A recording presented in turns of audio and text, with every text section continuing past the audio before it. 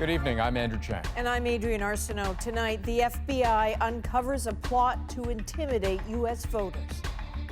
Spoofed emails designed to intimidate voters, incite social unrest. Who's behind it and who was targeted?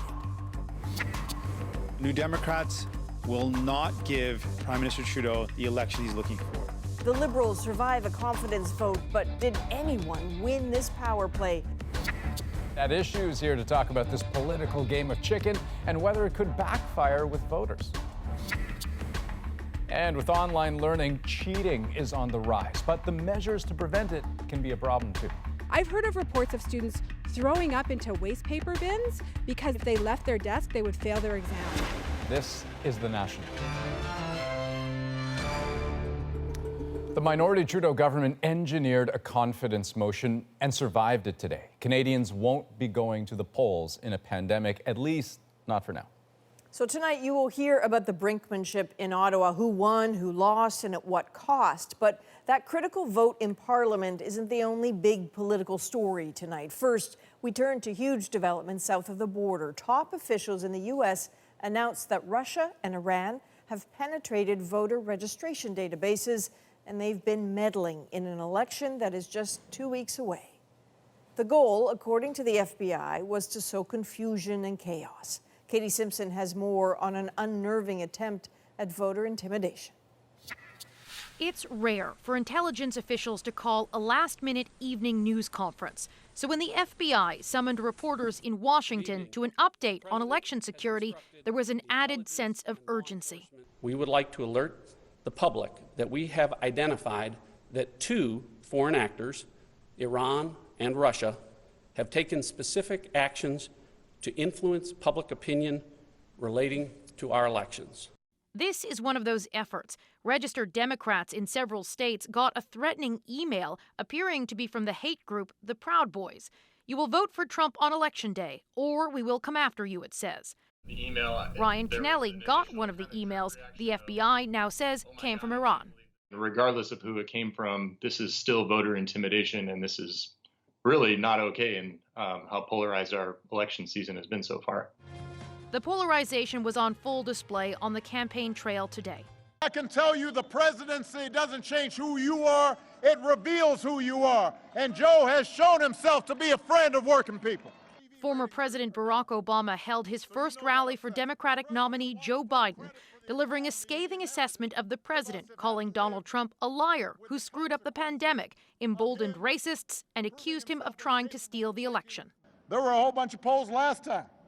Didn't work out because a whole bunch of folks stayed at home and got lazy and complacent. Not this time, not in this election. Obama is known to get under Trump's skin, and he shot back. The Democrats, all of these people that we've been dealing with, they're getting a little bit nervous, aren't they, huh? Russia is not linked to these specific emails, though U.S. intelligence agencies say Russia has obtained voter information and Americans need to be aware. Katie Simpson, CBC News, Washington. And tomorrow night is the final scheduled presidential debate. We will have you covered. CBC News will carry it live on CBC News Network and cbcnews.ca. And here on The National, we'll have all the key moments, and our U.S. political panel will be here to help us try to make sense of it all. Well, here in Canada, the Conservatives wanted a committee to investigate corruption. The Liberals made that demand an election trigger. And with a possible pandemic election hanging in the balance, someone blinked. As David Cochran explains, what happened today on Parliament Hill was ultimately about control. With Parliament set to pop, Jagmeet Singh let the air out of the balloon. The New Democrats will not give Prime Minister Trudeau the election he's looking for. They didn't give Trudeau an election, Mr. Singh, but New Democrats gave him their votes, which was all the Liberals needed to carry the day. Je déclare la motion rejetée. With the outcome clear, the Conservatives attacked Trudeau for killing their committee with the threat of an election. Did he consult with Dr. Theresa Tam about a federal election potentially spreading COVID-19? Will the Prime Minister admit he's willing to put his electoral fortunes ahead of the well-being of Canadians? The well-being of Canadians is what this government has been focused on since day one. The Liberals argued the anti-corruption committee the Conservatives wanted would make Parliament unworkable. Its very structure and purpose enough to provoke an election. It is a motion that really drips with no confidence in the government. I vote against the motion. And so the NDP, the Greens, and Independents voted with the Liberals, careful to point out they weren't voting for Trudeau, rather voting against a pandemic election. His arrogance, his entitlement in thinking that he doesn't have to answer questions, and he literally would plunge Canadians into an election during a pandemic. The Conservative committee is dead. The idea of a committee to study pandemic spending still alive. The fact that we're suggesting the creation of this special committee shows you right there that we're not hiding, we're afraid of anything.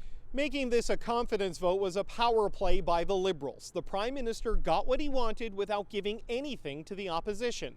The question is if the election threat cost him with Canadians. David Cochrane, CBC News, Ottawa.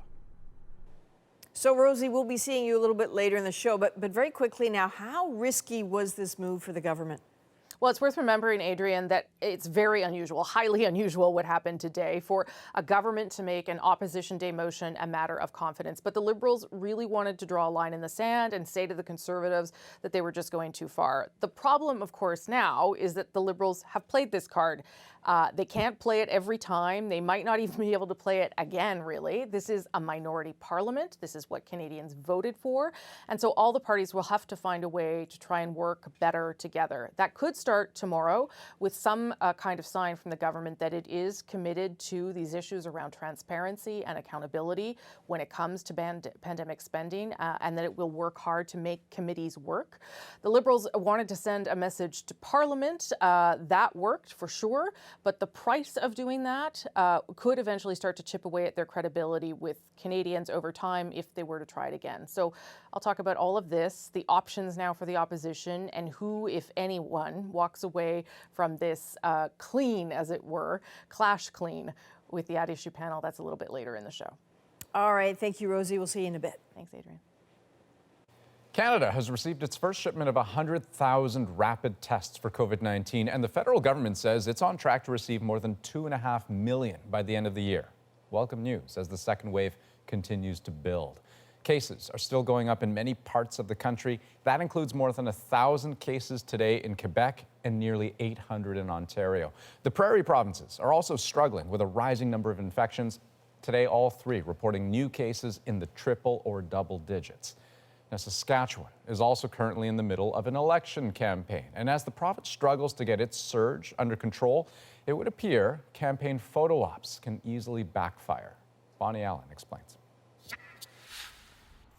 Many of these voters are casting their ballots early to avoid large crowds on Monday. You don't want to be where there's a lot of people. At least I don't. Especially now, the number of active cases in Saskatchewan has quadrupled in just 2 weeks. I do think that people are maybe letting their guard down. I think at a certain point we have to think about mandatory masks. At this point, wearing a mask indoors is only recommended in Saskatchewan. But Saskatchewan Party leader Scott Moe is getting backlash for posting this photo Tuesday shopping without a mask. It happened just as the chief medical health officer said this. This is the time to really put on that mask, even for that brief visit to a retail location. Every little piece counts. I did not have it on when I had the opportunity to be physically distanced from others in the store. If I went shopping last night in a grocery store, I wore a mask the entire time. His party then sent out photos of the NDP leader doing the same. Meanwhile, health officials are blaming private gatherings and nightclubs for the surge. A potentially infectious person was here the same night this video was taken, and an outbreak was declared at this country bar which encouraged people to dance together in so-called redneck dance cubes. In Prince Albert, people shared food and sang without masks at a gospel outreach center, now linked to more than 85 cases in 17 different communities. This community health researcher has surveyed 5,000 Saskatchewan residents, and only half are following public health recommendations with diligence. Overall, the 6 mitigation strategies that we looked at including mask wearing, physically distancing, hand washing, staying home if you have symptoms, and so on, they are trending down. So while some people are calling for new restrictions, others say people just need to obey the ones already in place. Bonnie Allen, CBC News, Regina. The Manitoba government is getting tougher on people who ignore public health rules. Today it announced it is doubling fines.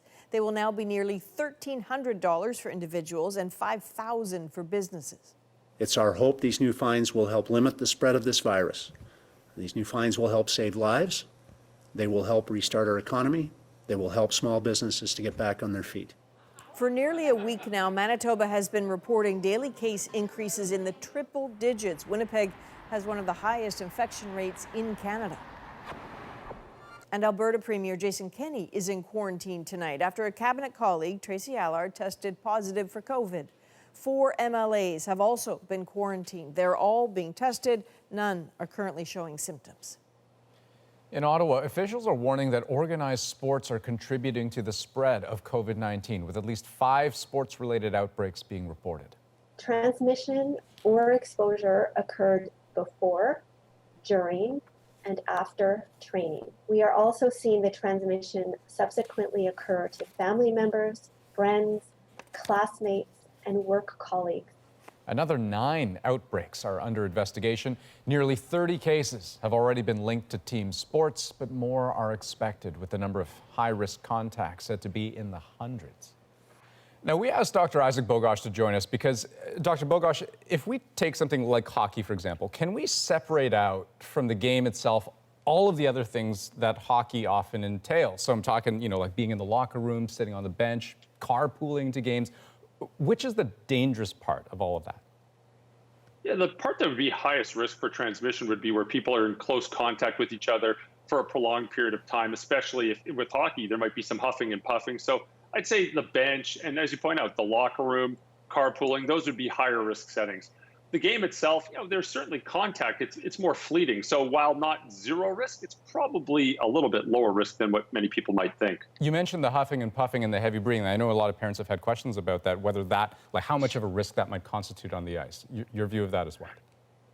Yeah, there's probably ways that we can do this safer. I mean, certainly outdoor rinks would be much safer than indoor rinks. Limiting the number of people on the ice would be a very, very reasonable thing to do. And even thinking about canceling games and scrimmages and sticking with skills and drills so you just have less opportunities for physical contact. Because quite frankly, I mean, everyone should be adhering to their local public health guidelines, and that might differ across the country. But if we think about what a positive case in hockey might mean, there's certainly the potential for a ripple effect to various schools, various homes, and other various places in the community that can be avoided.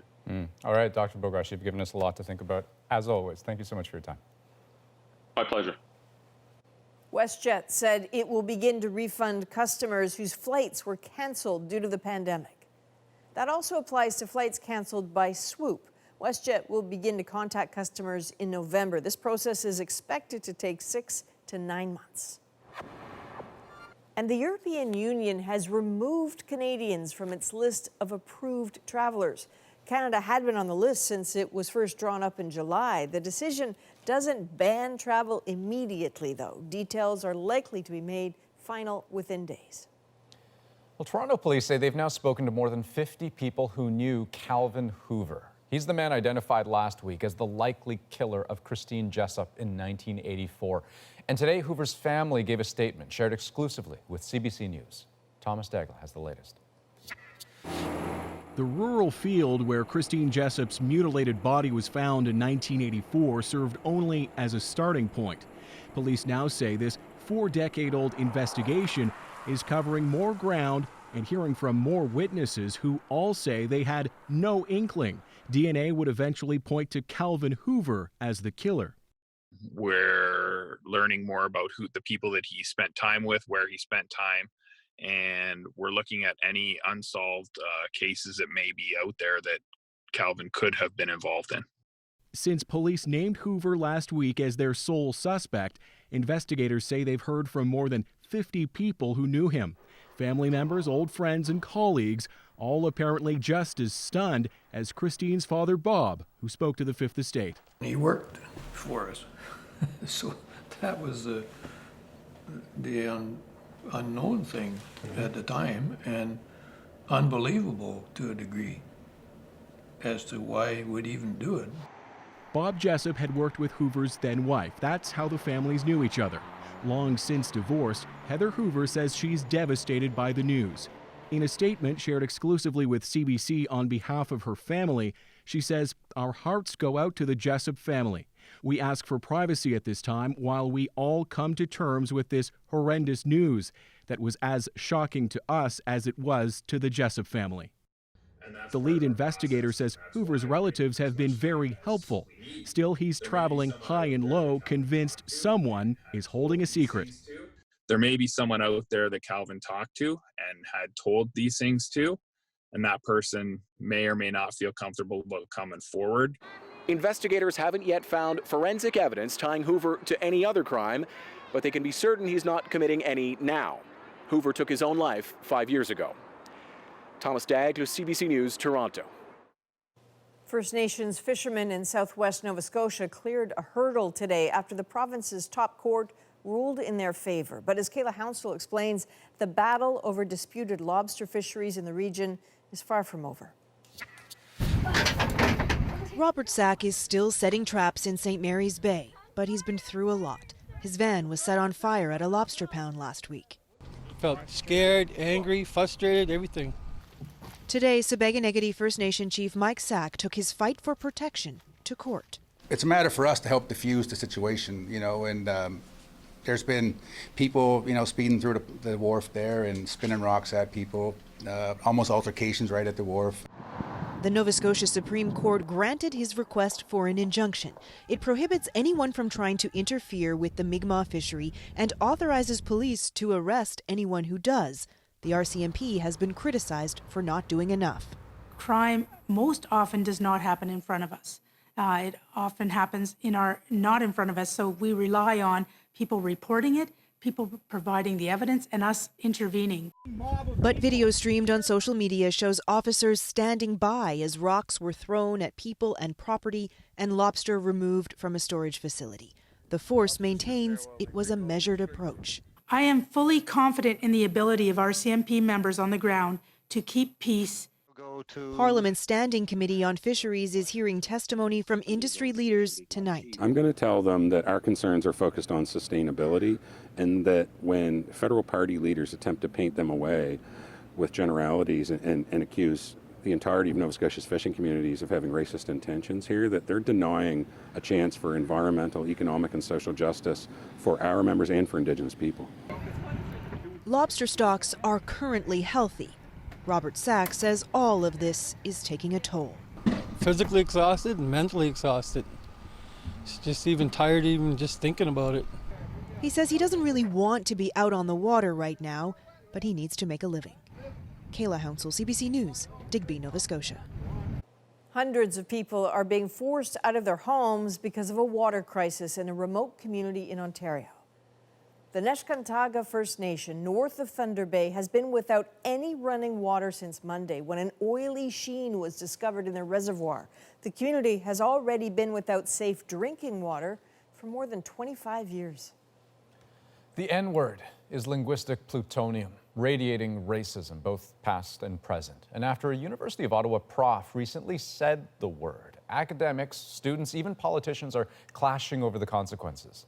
Alison Northcott lays out the debate over speech, academic freedom, and the responsibility to others that comes with it.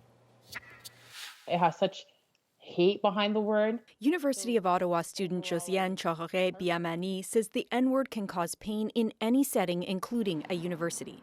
It is full with hate. Regardless of what context you use it, the origins and the history of the word is hate. After a white professor, Verushka Lieutenant Duval at the University of Ottawa, used the word in a lecture last month while discussing the reappropriation of certain words, a student complained and the university suspended the professor. This week, referring to concerns about the climate at the university, its president said what might appear trivial to a member of the majority may be perceived as profoundly offensive to members of minority communities. But the suspension has raised concerns about academic freedom. 34 of the professor's colleagues signed a letter defending her.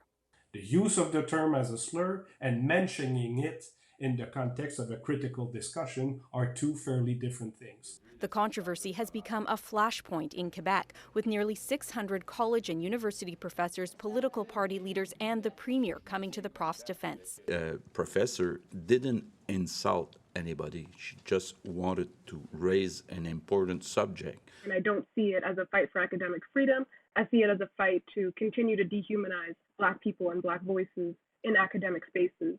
This student is part of a group asking the university for zero tolerance around the N-word and an update to its human rights policy. I don't really see a dialogue going on. This Quebec columnist says the discussion in the province has been sidetracked. You have Black students and Black faculty who've been for years asking for anti-Black racism to stop at the University of Ottawa. You take all of that context out of the equation and you make it about values of academic freedom. The professor, now back teaching, has apologized, saying she didn't intend to cause harm or controversy. Alison Northcott, CBC News, Montreal. Canada is calling for an investigation after protests turned deadly in Nigeria. They are shooting at us. They are shooting. Next on The National, a generation demands change and the world watches closely. The Liberal government survived the vote, but did it come at a cost? Rosie's back with a special ad issue. And are universities going too far to catch online cheaters? I've heard of reports of students throwing up into waste paper bins because if they left their desk, they would fail their exams. We're back in 2.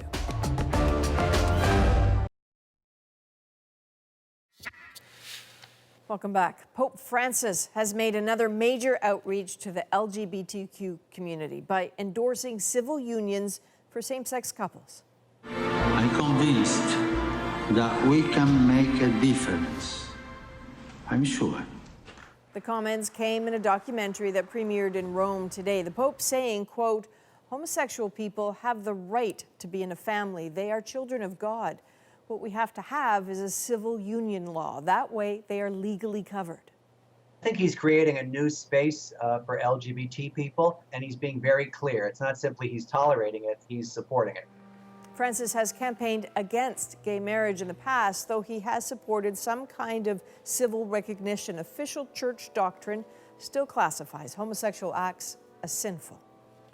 Well, Foreign Affairs Minister François-Philippe Champagne is calling for an investigation of violence in Nigeria. What started as a protest against a police squad there, accused of brutality, has turned into a deadly anti-government demonstration. Renee Filipponi reports. Smoke billowed over Lagos today as buildings were set on fire amid unrest over the violence last night.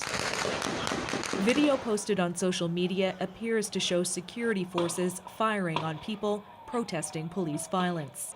They are shooting at us. They are shooting. Dozens were injured, and there are reports several were killed. The state governor visited the injured and would only confirm one death.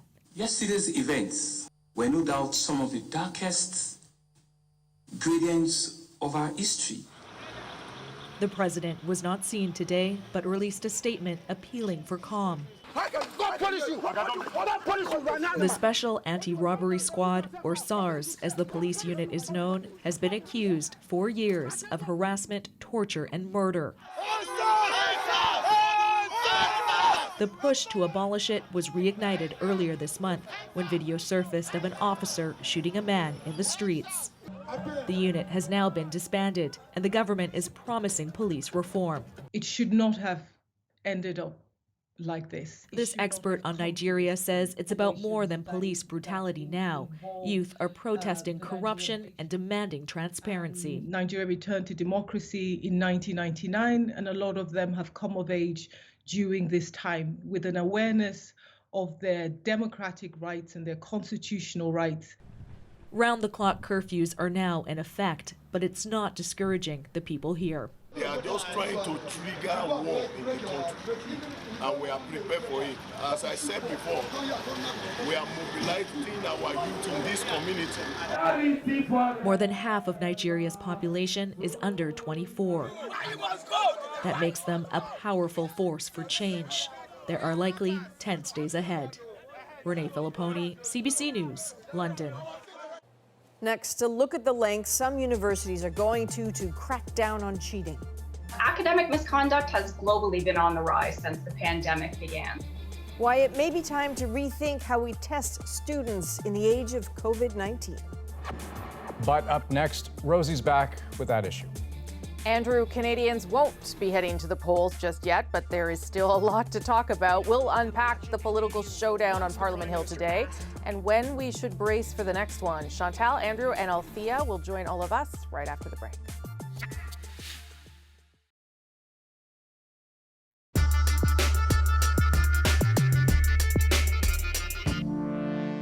Prime Minister Trudeau and the Liberal government are looking for a way to find an excuse to go to an election. Obviously, Mr. Speaker, we don't want an election. Canadians don't want an election, but Canadians need to know that their parliament continues to work constructively. Mr. Trudeau would prefer to try and go to an election rather than ask questions about insider spending scandals. Nobody on the side of the government that wanted an election. I didn't want an election.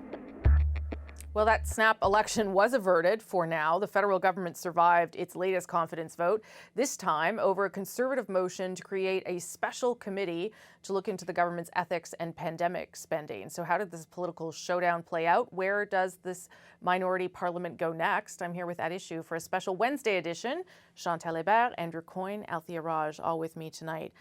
Okay, it does feel like the closest we've come yet to a snap election. I was certainly a little anxious through the day. Andrew, what did you make of how this ultimately played out? I think it was a fairly brutal and over-the-top power play by the Liberals. We cannot have the situation where every time Parliament wants to investigate allegations of government wrongdoing, that the government simply threatens to dissolve Parliament. The arguments that were put forward that somehow that the government would be unable to function, that'd be paralyzed because a committee of Parliament was asking ministers questions, is just too preposterous to give any time to. It is an appalling precedent. They did so. I don't think they were necessarily anxious to have an election, but they were certainly more willing to risk an election, marginally more so than the Conservatives and much more so than the NDP, as we saw, so that when it came down to the negotiations, the NDP simply caved. But it's, obviously the government of the day has the power to declare whatever it likes to be a confidence vote. But there's some expectation that it's not going to abuse that. And I would say this comes under the category of abuse. You can't simply just declare that any time Parliament wants to investigate something, that's going to be in and of itself a confidence motion. That leaves nothing for Parliament to do. But did the Conservatives overreach in any way around defining the parameters of that committee? I'll put that to Chantal. Yes, they were basically asking for a shoot fish in a barrel kind of mandate, which would have allowed them to just decide that this, that, and that were ethical breaches. I think up to a point, the overreach became obvious when they said that they would have liked to hear Justin Trudeau's chief of staff's husband, Rob Silver, over alleged improper lobbying when the ethics commissioner declined to actually look into the case, said there was no case there. I think the Liberals did two things in this process, which tactically puts them on top. The first was to say, well, not necessarily an election, but we're ready to go in an election, and that line will remain a line going forward. So who gets to run the House of Commons when the government is a minority? And the second one is Justin Trudeau has now put forward a narrative thread that he will use, I believe, to go to the Governor General if the House again becomes mostly consumed with the We Charity issue. Well, Althea, how, at the end of the day, how did you make of how it played out? What did you make of it? At the end of the day, every party did what was right for them in terms of politics and to their partisan advantage. The Conservatives were hoping, and if you ask Conservative MPs, many MPs will admit that the motion was over the top, or as some said, too cute by half, was an overreach. It was dripping with partisanship. I'm going to inject some gray here to Andrew's point. It is a little bit paralyzing when you're asking public servants to prepare their ministers to testify before committee, and you're basically saying the minister could be hauled every day for like 3 hours to testify. There's only so many public servants engaged on this topic. And so, yes, at some point it does get a little onerous. But so the Conservatives did what they thought was in their interest. The Liberals are fully prepared to go in a campaign, and frankly, it is in their advantage politically to go now. If they wait until the spring, they will have tax season is upon us, where everybody who got their CERB now finds out they need to pay tax on it. There's the $1 trillion debt. There's the ethics commissioner's report on the whole we stuff. I mean, there's a lot of mess coming in 2021. The NDP has never had a sweeter deal. Why would they want to pull the plug on this parliament? And the Bloc Québécois is looking at polling like we saw today in Léger, looking and saying, hey, we've got partisan advantage. We could go now and we might actually come out on top. So everybody basically acted in their own interest. What was it just me, Andrew, or was there really a possibility of an election here? Or is the NDP too stuck in a corner to actually follow through with it, do you think? They're at 13% in the polls. I think the last poll I saw, they've been bleeding support to the Liberals. They are lacking funds. Jagmeet Singh did better than expected in the last election, but he remains, I don't think, particularly an asset for the party. I don't think they want an election anytime soon. Look, there's no doubt that there were partisan motives on all sides here, and I agree that the resolution might have been better negotiated with the other opposition parties or something that had broader support. But I don't think we should treat this as just another bit of partisan games playing like you would over a tax bill or a spending bill. Whether or not the government of the day is using public funds to benefit its friends and people who hire its family is a deadly serious matter. There are laws about this kind of thing. And Parliament has to be able to get to the bottom of that. And the context of this is not just this special committee, but the blockading and filibustering of the existing committees after the prorogation of Parliament. You know, remember the Prime Minister said, when Parliament comes back, they'll be able to ask any questions they like. Well, they couldn't. The withholding or the excessive redacting of documents, et cetera. There are real questions here about whether Parliament can actually get to the bottom of this matter. The government has been running out the clock on this, and at some point, the question of the efficacy of Parliament becomes into play. Okay, Chantal wants in, yep. Up to a point, but at the end of the day, there are other mechanisms on these issues to hold the government accountable, and I suspect that for many voters, whatever the ethics commissioner is going to have to say on the we issue, for instance, is going to weigh a lot more heavily than anything that happens in a committee. And on this, I lead you back to the Senate scandal and the committees that had the opposition trying to get answers, or the sponsorship scandal. The real answers did not ultimately ever come from parliamentary committees. And why that is because partisanship and exaggeration usually takes over from facts and reality. And so far, I've seen no evidence that it's very different in this case. Althea? Well, the special committee that the Conservatives proposed was so extensive, 15 members, most of them opposition MPs, a Conservative chair, the mandate to go look into Liberal spending to Liberal-friendly firms, to look at, as Chantal mentioned, Katie Telford, Prime Minister Justin Trudeau's chief of staff's husband's alleged improper lobbying, to look further into the we stuff, to ask for more documents. It's obvious why the Liberals wanted to shut that down. That being said, the NDP, in voting with the Liberals today, still said that they plan to bring in those 3 points back to the Ethics Committee, where there is an opposition chair, and try to drill down on those topics in that committee. But we have seen the Liberals filibuster. But I do think that at some point, though, I mean, the public knows something stinks when Liberal MPs prevent anybody from coming forward or any investigation from being heard. So I do think that there is possibility that whatever the opposition wants to find out, there are other mechanisms aside from this one special committee. Is this, and I'm almost out of time, but Andrew, is this not the way minority parliaments work? They bring us to the brink and pull back and find ways out of it, or is this something different?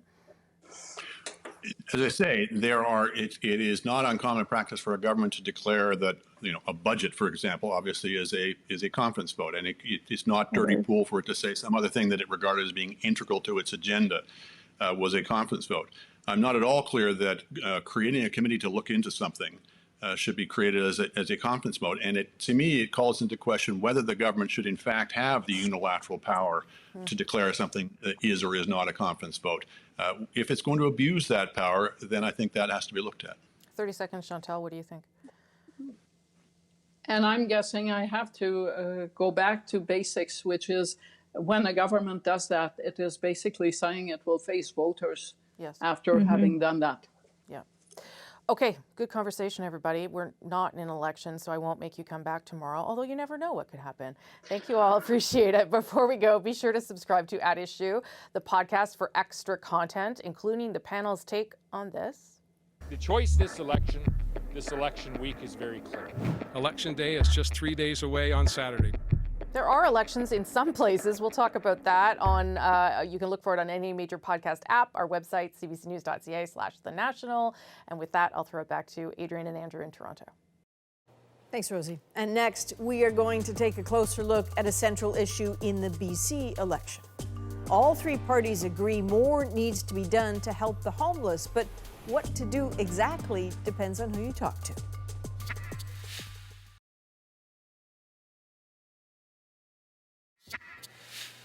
Welcome back. A few violent events are bringing intense scrutiny to a park in Vancouver, specifically on a large encampment of homeless people who live there. As Briar Stewart explains, neighborhood anger is pushing the issue to provincial politicians on the eve of an election. Well, it's mostly about keeping the wind off. Chris Janelle lives in one of the hundreds of tents set up in Strathcona Park, a homeless encampment that took root in the spring. I mean, I'm pretty happy down here living outside, and I'm here with my community, my family. I love these people. It's awesome here. Go. But the camp is a contentious fixture in the neighborhood, and it's a clear display of the homelessness crisis being debated during the provincial election. It's not working, Mr. Horgan. So when do you stop stop pursuing a dead end? You don't have solutions, Andrew. If you had them, you would have implemented them in the 16 years that you had. The problem got worse, not better on your watch. In a province with immense wealth, there's also glaring poverty, and more neighborhoods are seeing it firsthand. Many living outside suffer from addiction and mental illness. And some residents fear for their own safety. Drug addiction behavior is scary. Dude, you're a fucking rat hole.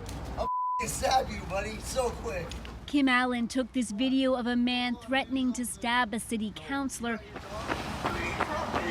and another of someone wielding a chainsaw on the edge of the park. The place that they've chosen to set up now is not appropriate for the behavior that comes with it. On Friday, police were called after a man was found bleeding on the sidewalk.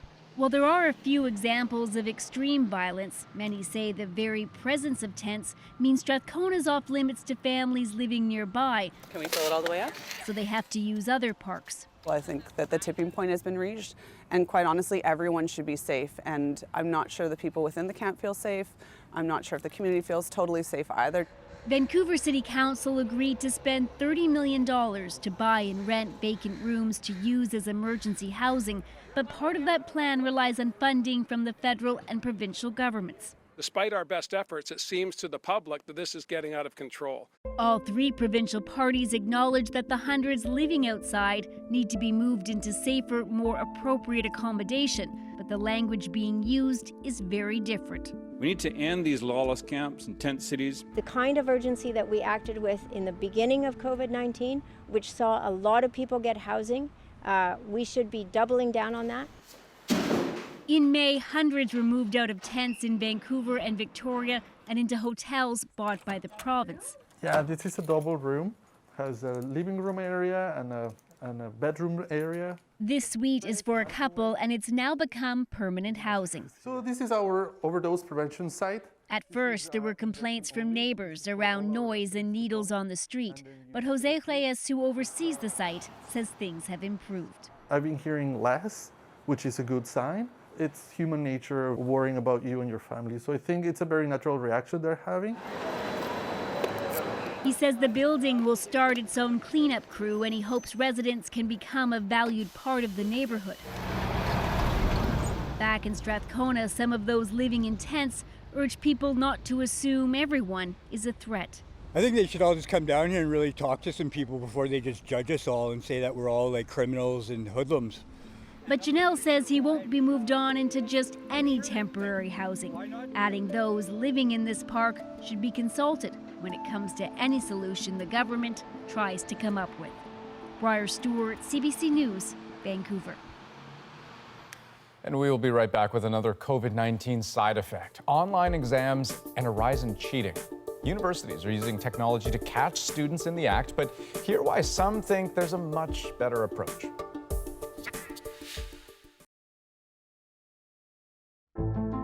I'm Jamie Poisson, and tomorrow on CBC's Daily News podcast Front Burner, we look ahead to BC's pandemic election, from what's at stake to the controversies distracting from the issues.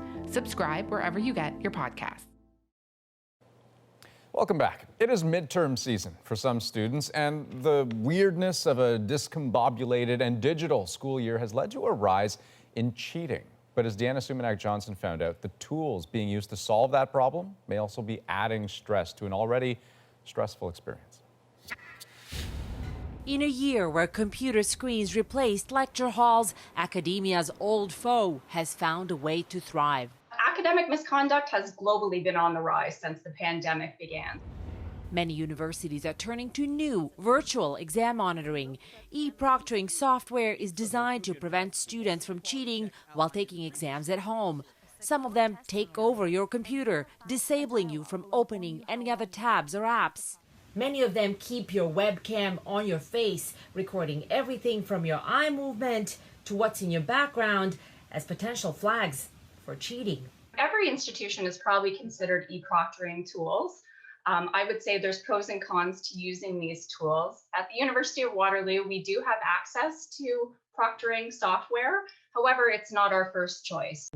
Exam security. And among the reasons for that is the increase in students' anxiety as their every motion is being monitored. I've heard of reports of students throwing up into waste paper bins because they were being surveilled by an e-proctoring technology that said if they left their desk, they would fail their exams. That's wrong. And that stress might multiply for students of color, a demographic that's already disproportionately targeted by accusations of cheating, says this New York professor. There needs to be a certain amount of light in order to recognize someone's face. And so if you have darker skin in those situations, you are at a disadvantage. With all that in mind, some universities are trying to bypass traditional exams altogether. There's a lot of research showcasing that take-home exams, projects, essays, papers, labs, open book exams, those are better for students. They're better at assessing students' knowledge. Learning on the fly in a year where both students and universities are being tested. Deanna Sumanac-Johnson, CBC News, Toronto. Next on The National, a creative take on a costume. A behind-the-scenes look at this Halloween getup next in our moment.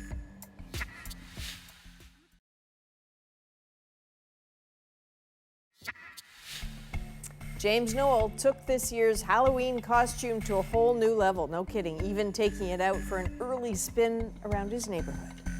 So his creativity and a behind-the-scenes look is our moment. I know this is my Halloween costume. Well, we started building it about 3 months ago. With all the pandemic, there were no parades left, so we came to Halloween costume. The Sherman tank is one of my favorites. So the plan was to get a little electric engine, broken wheelchair, broken mobility scooter, and build something that he could drive in the parade. We spent quite a lot of time collecting cardboard, found a Sherman tank that Canadians served in during World War II. This is how it would look, except scaled down and, James-sized. I have this drawstring bag for holding candies to give to people. Everybody loves it. Okay, he just doesn't give the candies to people, James, and his dad are very smart here. He's got a Nerf gun in there, and he sort of shoots out the candies. You know what he should do next year? Okay. You want me to tell you? Sure.